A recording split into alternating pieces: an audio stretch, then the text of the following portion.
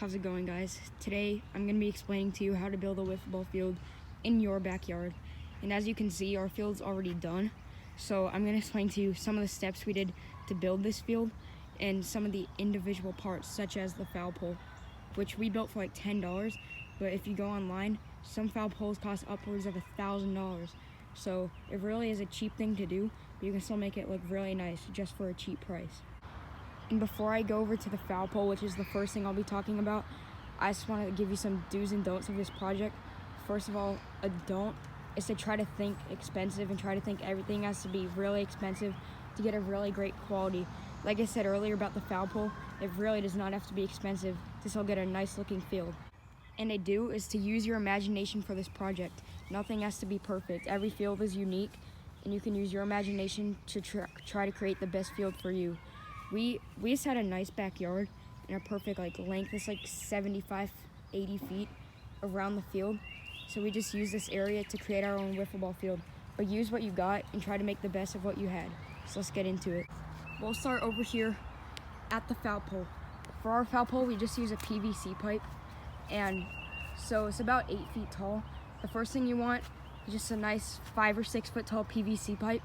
And then you want one T connector and 3 L's, and then we just connected some 2 foot by 1 foot PVCs, and then zip tied some wire there in the middle, and it was really cheap. It was only like $10. And then to cap it all off, we just went ahead and sprayed it yellow. And then for the other foul pole, we did the same thing, except of course it was flipped around from the other foul pole over there. And one thing I want to point out is you don't have to dig a crazy hole into the ground or anything. We just zip tied some zip ties onto the fence right here, and that held up well. So don't try to think it overcomplicated. Just do what you can.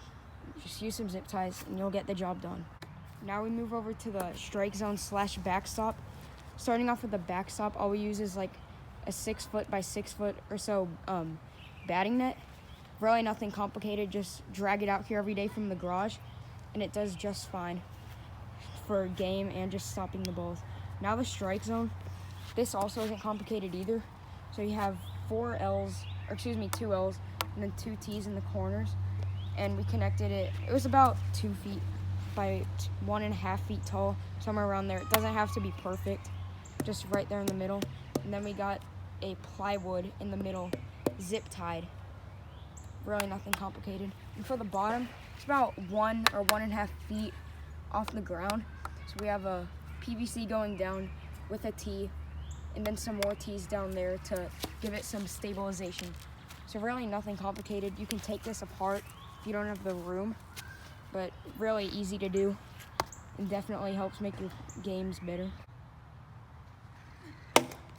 Next up, we have the foul lines.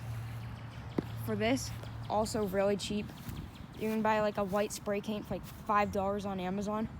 And all we did is we attached a line down there by the foul pole, a string line, brought it all the way down here back to the apex of home plate, and we just spray painted over it, and we did that on both sides.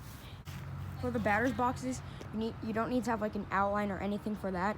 We just put cones at each corner of the batter's box and just filled it in. So really easy.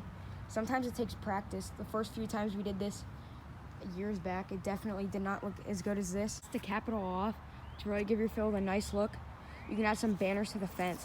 This will really give your field a personality and really give you those baseball vibes. For example, we have the American flag one. This really gives you the opening day vibe. Of course, wiffle season is coming up soon, hopefully, with what's going on right now. So yeah, it's a really good way to give your field some personality, and I definitely recommend spending a few bucks to get you some banners on your fence. So this is all I have for you guys today. As you can see, really a nice, fun wiffle ball field that you can use with your friends. Also really cheap. I definitely recommend doing this if you love baseball and you have a nice backyard. You don't even need a nice backyard. All you need is a nice space, and you can really make do with what you have and still have a really nice wiffle ball field, since wiffle ball does not require a ton of space. So yeah, thanks to you guys for watching, and wiffle ball season is coming up soon, so look for some videos in the coming weeks. And always remember,